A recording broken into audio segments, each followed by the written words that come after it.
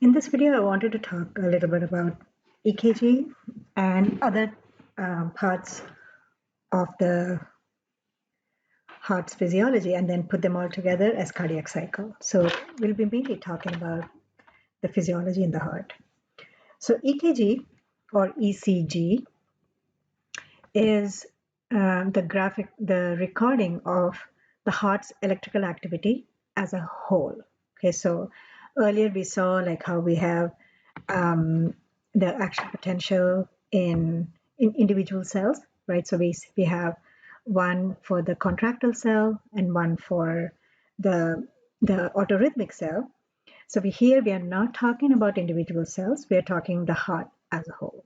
So a typical EKG has three waves called as P, QRS, and T waves. And so here you can see that you have all these nodes, right? So they are the ones that are initiating the electrical conductivity or electrical potential, right? Action potential.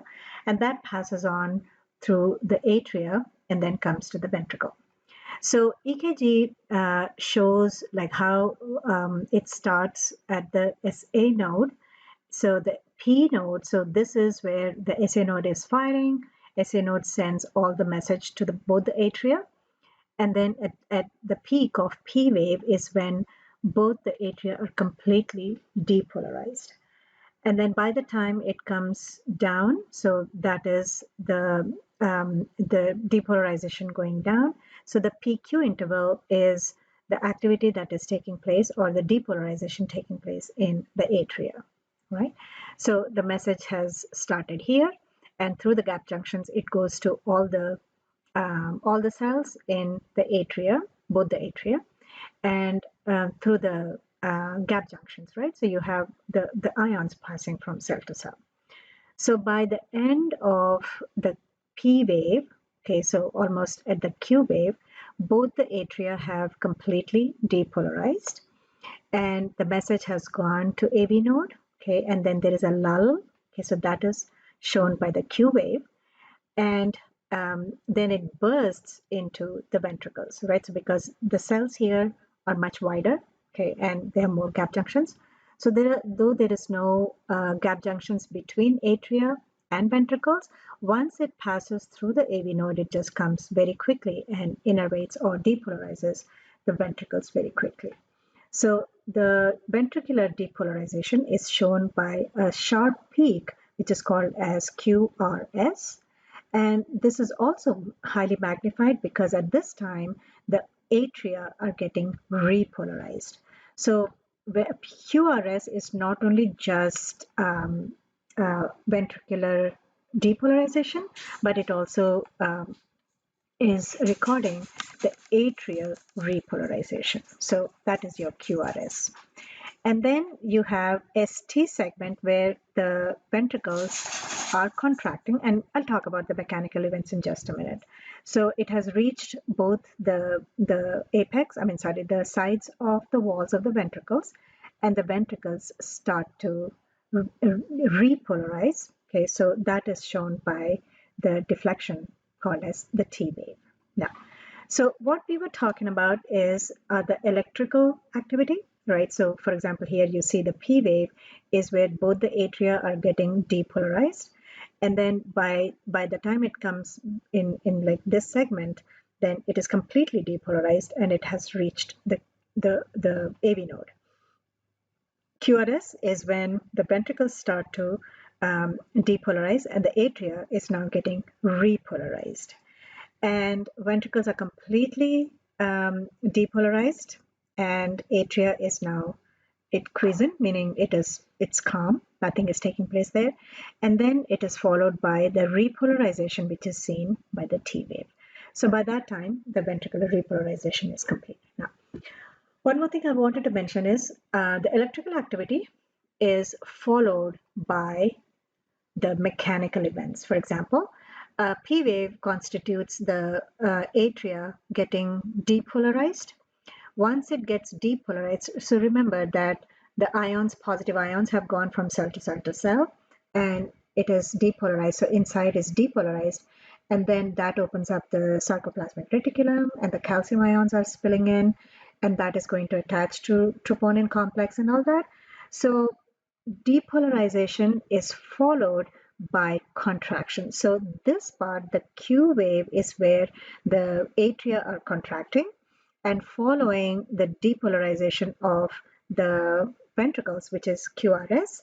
So this segment, so this one, ST, is when ventricular contraction is taking place. So please do remember that depolarization is followed by contraction, and repolarization is followed by relaxation. Okay, so as I said earlier, the EKG is mainly recording all the electrical events, whether it is depolarization or repolarization in any chamber, that is recorded as deflections.